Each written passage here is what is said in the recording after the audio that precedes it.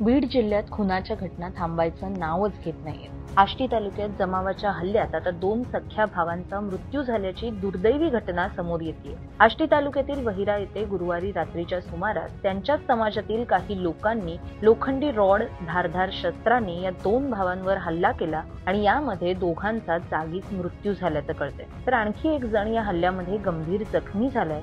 या प्रकरणी अंभोरा पोलीस आता अधिक तपास करतायत। अजय भोसले, भरत भोसले अशी मृतांची नावं असून कृष्णा भोसले हा गंभीर जखमी झालाय। हे तिघही गावात उभे असताना गावातील आणि बाहेरील काही लोक जमा झाले।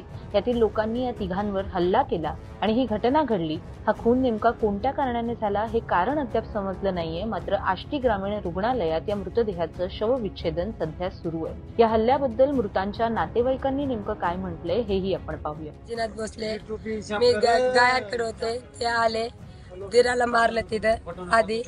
मराठ्याचं पोरगण ते देवाला चालले होते तुळजापूरला, तिथून त्यांनी तिथं अडवलं। ते म्हणले की थांबा, मला ठीक यायचं, पण त्यांनी थांबवलं नाही। त्याला दुसरे गोळा करून ठेवलेले, ह्याला माहितच नाही मराठ्याच्या पोराला आणि दिराला। आणि हे म्हणले, दीर म्हणला की ह्याला मारूनच टाकलंय म्हणून, पण ह्यांना येऊस तर सगळं ह्याला मारलं नाही, काय मारलं ह्यांना येऊस तर। मग आले सगळे गोळा झालेले माहितच नाही।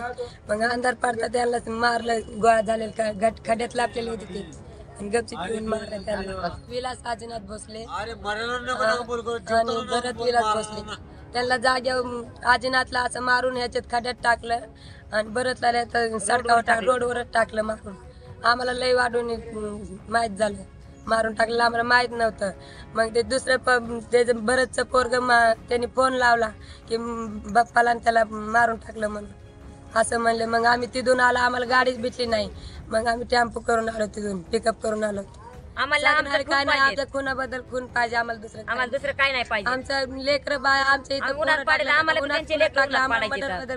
इथं एवढीच फक्त दुसरं एवढंच माहिती, आम्हाला त्यांना खून बदल खून पाहिजे, दुसरं काय नाही।